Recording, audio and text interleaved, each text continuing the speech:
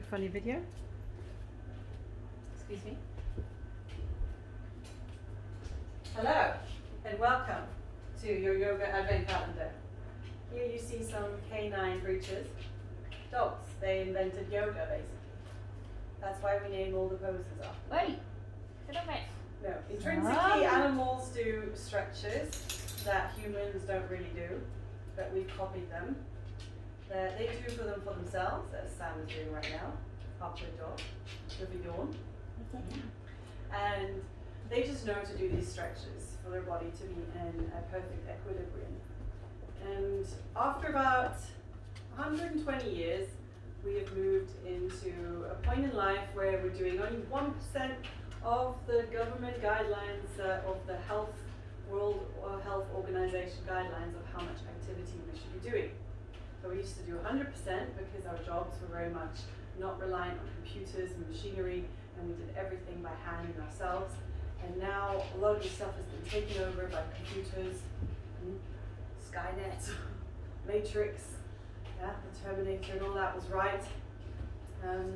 But anyways, puns aside, the world has changed, and so we change with it.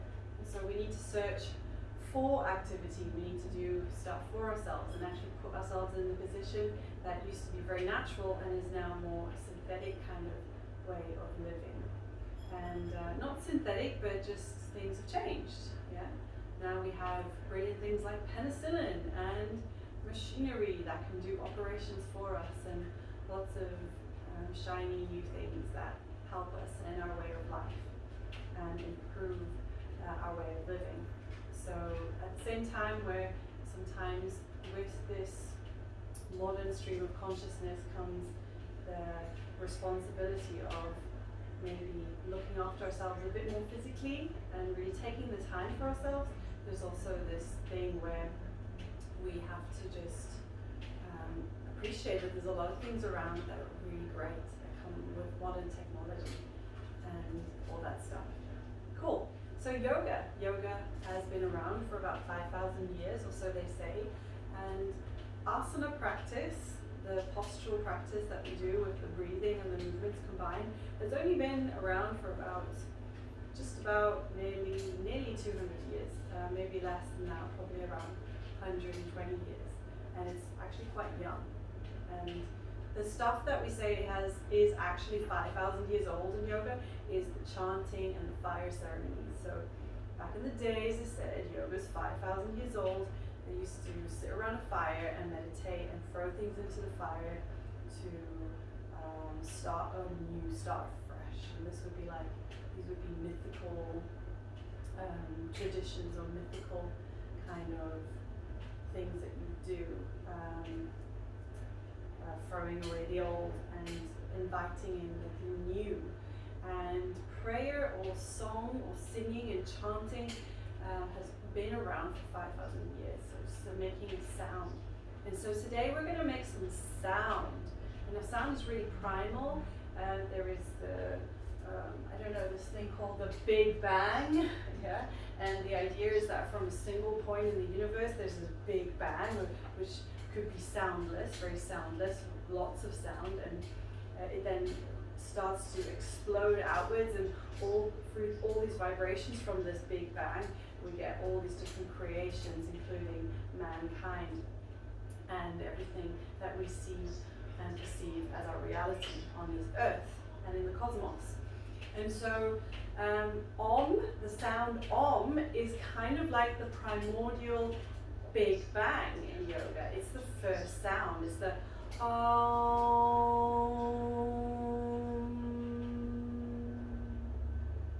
And it's made up of 4 parts.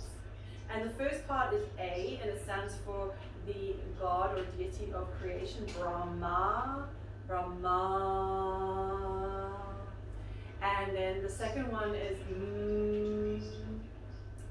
And M could stand for Mahadeva or Shiva. So Mahadeva is just another word for Shiva, and it's the god of destruction and death. Yeah, and he's got dreadlocks, and he's got ash over his face, and he wears a cobra around his neck, and he goes and meditates for 1,000 years at a time on Mount Kailash, somewhere in the Himalayas.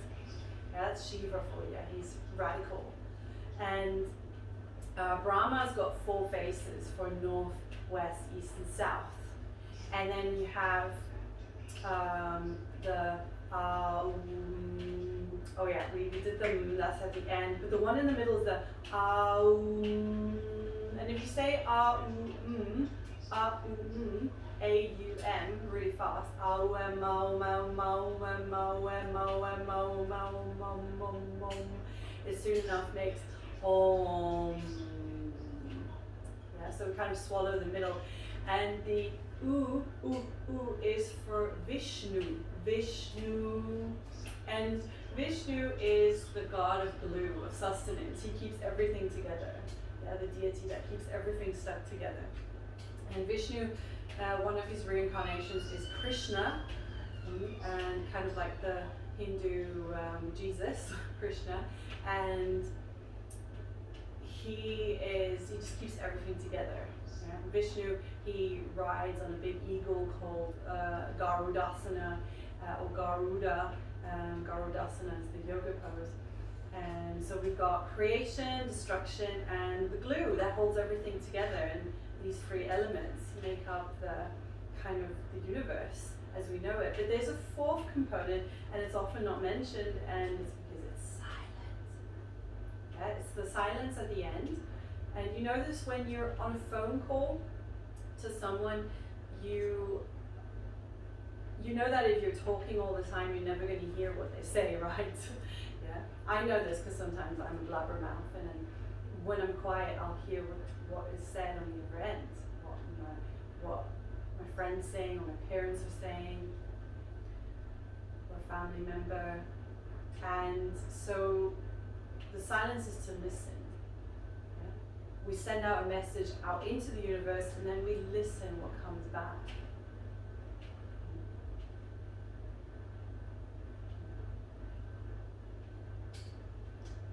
Okay, so we're going to combine these 4 sounds. You can sit down in a comfortable seat. I'm standing, I quite like to stand.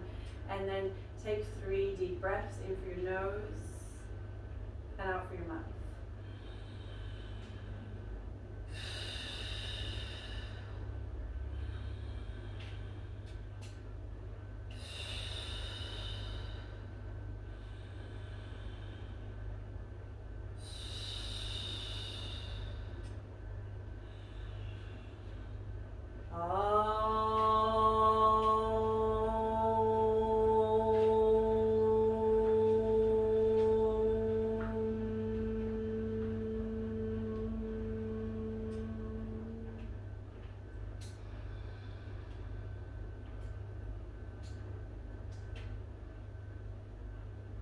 Just feel the vibration that it creates. So Om is used at the beginning of a yoga class and usually at the end as well as an opening and closing chant. It is kind of a reset button, so the on and off switch. The IT crowd said when things go wrong, switch the computer on and off, or your smart device. And this is kind of similar. It's the tabula rasa, the blank slate.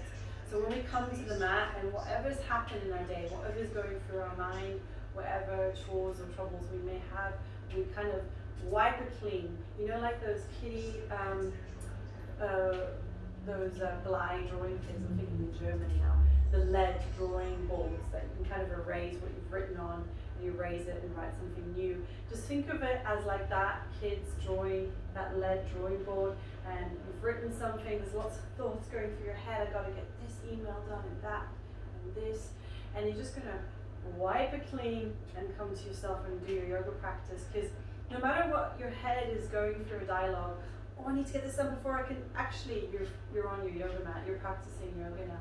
You've decided consciously to do that, and whatever that is, that can wait, that can let it be, and we can come back to that later.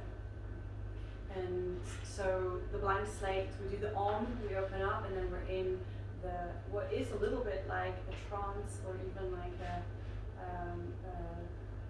a way of going in a bit deeper inside for practice.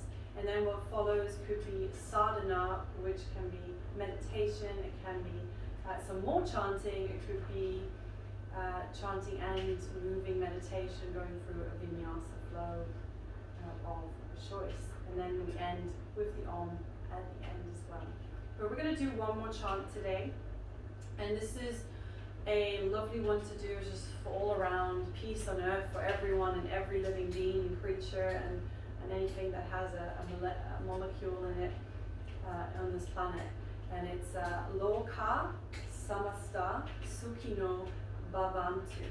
May all living beings live free from suffering and from pain. May they live in peace and harmony. Loka Samasta Sukhino Bhavantu. So exhale all the breath. Inhale. Loka Samasta Sukhino Bhavantu. Let's do it together, 2 lines. Loka Samasta. Loka Samasta Sukhino Bhavantu. Sukhino Bhavantu. So you can do this call and repeat with me, or just do the whole thing as I'm chanting it. The reason why the Latin language, the Hebrew language, and the Sanskrit language are so powerful is we call them vibrational or invoking languages. Yeah? They invoke the essence of the word that is being chanted or spoken. So when we do downward facing dog, Adho Mukha Svanasana, Shvana is the dog. And when we're saying Shvana in Sanskrit, we're evoking dogness or dog-like behavior. In that case, it could be playful behavior. It could be the essence of the dog, the flexibility of the dog. If we're invoking Balasana, Bala is the child, we're invoking the essence of childishness, or in that sense, the playfulness of the child, or the way that the child sees the world, just kind of with a light-hearted, open-hearted point of view, kind of like, oh, everything it's just great, it's playful, it's fun, and children are so present. So we're invoking that essence. So it is magical, the words. It is the languages for manifestation. It's Hebrew, Latin, and Sanskrit. And here, specifically in yoga, it's Sanskrit. So a vibrational language evokes the meaning of which is spoken. Okay. Thank you very much for coming today. Today was a little bit about more the ancient part of yoga, the stuff that's been around for a really long time and still is very effective, because otherwise why would it be practiced still up to this day and age? Chanting, singing in choirs, coming together as groups, we're creating this powerful oxytocin, which is the bonding hormone, the social hormone between each other through singing and chanting. And I know it's a time right now where we maybe don't have the possibility to all come together in big groups, but we still can do this. And here's a really special one. At every single point in time, there is chanting going on in the world. In Sanskrit, in Hebrew, in Latin, in German, in English, French, any language you can think of, people are singing. They're singing pop songs by Drake. They're singing old ancient Sanskrit mantras from 2,000 years ago. But the point being is there is always music and sound and words being spoken, and words are really powerful, because from the moment that we conceptualize the letter and the word in our mind and we speak it, we are basically putting out a vibration, and we're waiting by listening for the response. Yeah? So what we put out, we will get back in, we'll meet that, or we will hear it and we will put out a response. So thank you very much. A little bit about laws of attraction today and vibrations. Have a lovely day. Namaste. Let's end with one more Om. Inhale. Om.